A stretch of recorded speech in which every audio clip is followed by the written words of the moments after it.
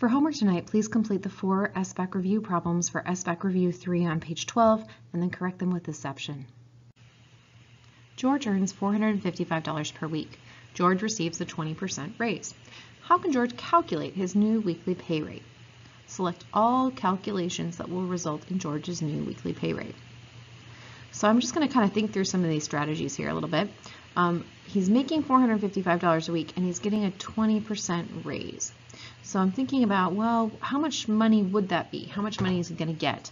And it might help to think, well, if I have $455, 10% of that would be $45.50, right? And I kind of found that by just knowing if I move the decimal point one place to the left, that is 10% of the number. I could also find that by multiplying 455 by 1/10 or 10%. So that's 10%. So if I double that, that would give me 20%. And so $45.50 plus $45.50 would give me 91. So that tells me that overall, when I solve from any of these methods over here, I should be getting a total of $455 plus $91, or this is going to give me $546. So let's think about which ones will give me $546, or it might only just be one. So dividing 455 by 2 or 20 hundredths or 2/10. Well, that's taking a pretty big number, 455, and dividing by a really small number. So you might be thinking to yourself, am I going to get a bigger number than 455? Well, looking at what's here, if I move the decimal point one place over, since I'm dividing by a pretty small decimal, I end up with something that looks like 4,550 divided by 2. Well, that should probably get you thinking, if I just had 4,000 divided by 2, that's 2,000. So this answer is going to be well over 2,000. That is not going to reach my 546. What if I divided $455 by 1 2/10, or 1 20 hundredths? So again, let's visualize that one a little bit. So we had $455, 1 2/10. And I'm going to move my decimal point 1 over to make that a 12, and I'm going to make this 4,550 again. And so 12 goes into 45. Let's see, it's going to go 3 times as 36. I'm already seeing some discrepancy with my number right here. I have 9 left. 12 goes into 95. Let's say 7 times as 84. I'm going to subtract, I get 11. And 12 goes into 110. 9 times as 108.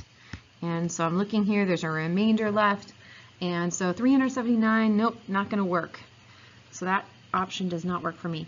What if I multiplied $455 by 20 hundredths? Or this is also the equivalent of finding 20% of $455. Well, I want to find his new weekly pay rate. And so if I multiply those numbers, 455 by 2/10 or 20 hundredths, I'm going to get just that $91 that I found to begin with, right? Because 2 times 5, 0, 2 times 5 plus 1, 11, and 2 times 4 plus 1 is 9. And I got to put in my decimal place, so I get $91. He's not only going to make $91 for his new weekly rate though. That's just finding the percentage increase by itself. However, the next one, $455 by 1 2/10 or 1 20 hundredths. If I multiply those guys here, you might notice that's like 120%. And so, right, we're going to have 2 times 5 is 10, 2 times 5 plus 1 is 11, 2 times 4 plus 1 is 9, and then I've got 1 times 5, 1 times 5, 1 times 4. I'm going to add those together. I've got 0, 6, 4, 5. I'm going to put in my decimal place here. I get $546 exactly like I want to get. So that is one that will work, right? Then we're going to look at these proportions. So just looking at how it's set up here, I'm thinking something over 455 is like 120 over 100. So if you think about it, this is putting 455 with 100%, and this is telling me I'm going to find 120% of the number. And that's exactly what I want to find. That's exactly what I was talking about previously. So that will work. Over here, this puts 455 with 20%, and I'm trying to find 100%. Well, 455 is not 20% of my number, right?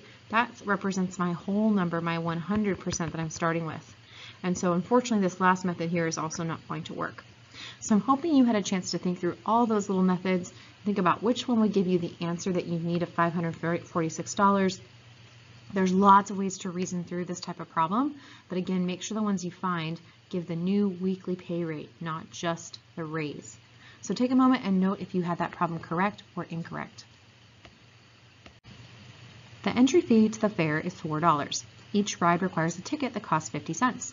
Heidi spent a total of $12. How many tickets did Heidi purchase?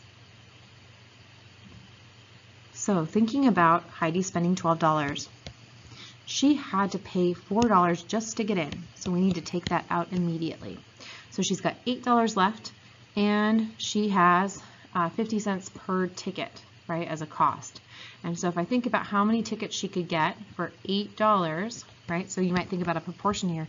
It's 50 cents for one ticket. So if she spends $8, how many tickets does she get? Well, 50 cents times 16 would be 8, and 1 times 16 would be 16. So we should be finding that she gets 16 tickets. David uses half a cup of apple juice for every 1/4 cup of cranberry juice to make a fruit drink. Enter the number of cups of apple juice David uses for 1 cup of cranberry juice. This is another great proportions problem. So if it's half a cup, I'm going to use a decimal here, of apple juice for every 1/4 a cup of cranberry juice, I want to know how many cups of apple juice, so apple juice is my unknown at the top, for 1 cup of cranberry juice. So how many 1/4 are in one whole? Well, that's going to be 4, right? 1/4 or 25/100 times 4 would give me 1 whole, and then that means a half times 4 would give me 2. So I'm going to need 2 cups of apple juice for the 1 cup of cranberry juice. Again, take a moment and note if you have these problems correct. A scale factor of 3.5 maps figure A onto figure B. Enter the value of x. So here I can see I'm comparing similar sides, right, the longest side on each. And so I'm going from 5 to x, and so that means I'm getting 3.5 times bigger. So I'm going to multiply 5 times 3.5. So 3.5 times 5, multiplying here, 5 times 5 is 25, 5 times 3 is 15, plus 2 is 17, and then I don't want to forget my decimal point, right? I have 1 decimal place up here, so I need 1 in my answer, so I get x equals 17.5. So take a moment and notice if you had that problem correct. Tomorrow is our last day before spring break, so we look forward to seeing you then, and then you having a chance to take a little break from homework and Zaptions and all that good stuff.